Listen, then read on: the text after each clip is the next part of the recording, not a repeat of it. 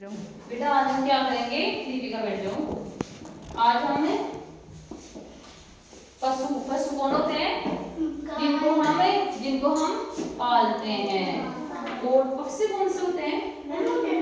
जो उड़ने वाले, जिनमें कुछ पालतू पक्षी भी होते हैं, कुछ वैसे पक्षी भी होते हैं। और पशुओं में भी ऐसा ही होता है, कुछ पालतू पशु भी होते हैं और कुछ पशु ऐसे होते हैं जिनको हम पाल नहीं सकते, है ना, जो जंगल में रहते हैं।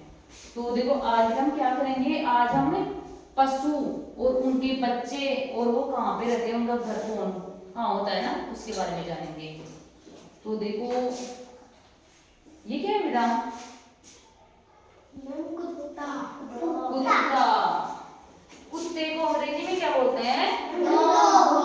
डॉगी। देखो ये क्या है? कुत्ता। कुत्ते को अंग्रेजी में क्या बोलते हैं? डॉगी। अब बताओ बेटा, जो डॉगी होते हैं वो पालतू होते हैं या वैसे होते हैं? दोनों तरीके के होते हैं बेटा। डॉगी पाल भी सकते हैं और जो डॉगी को, जिन डॉगी को हम नहीं पालते ना, वो डॉगी ऐसे भी होते हैं जो पालतू नहीं होते हैं, वो ऐसे बोलते हैं आवारा ना।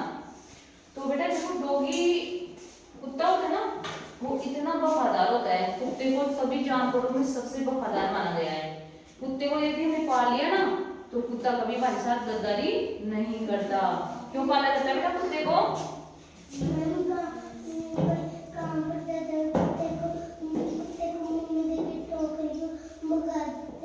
नहीं, कुत्ते को बेटा इसलिए पाला जाता है ताकि कुत्ता अपने घर की रखवाली कर सके ना। जैसे रात में हम सभी सो गए, मान लो हमारे घर में कोई अनजान व्यक्ति आया, तो कुत्ता क्या करेगा? भौंकने लग जाएगा। और कुत्ता भौंकने लग जाएगा तो घर वाले जग जाएंगे, उन्हें पता चल जाएगा कि घर में कोई आया है ना। तो इसलिए कुत्ते को पाला जाता है। तो कुत्ते का घर कौन सा था?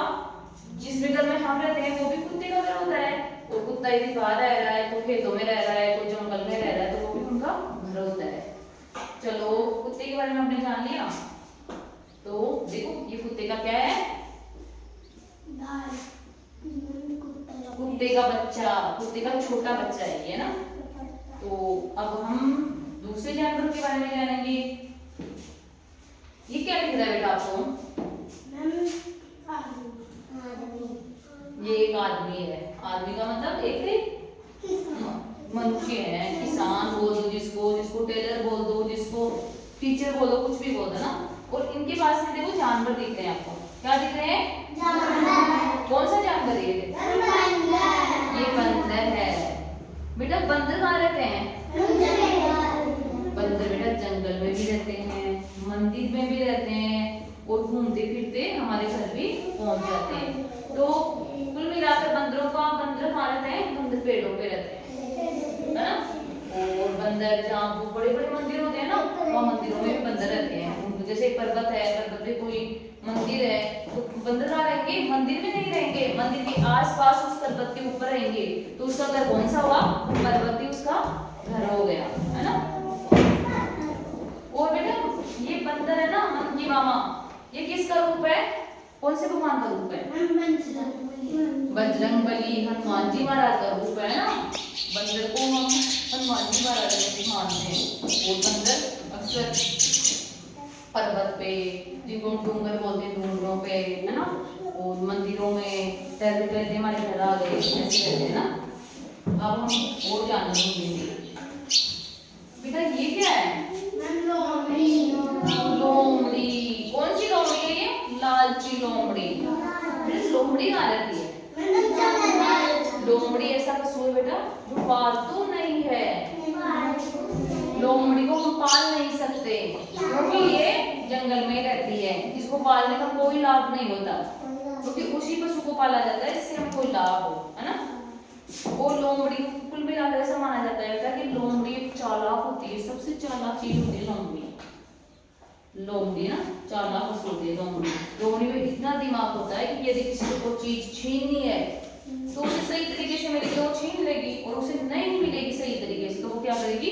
अपना दिमाग दौड़ाएगी कि इसको कैसे छीननी है, और सामने वाले को किसी न किसी बात में फंसाकर वो चीज उसे छीन लेगी।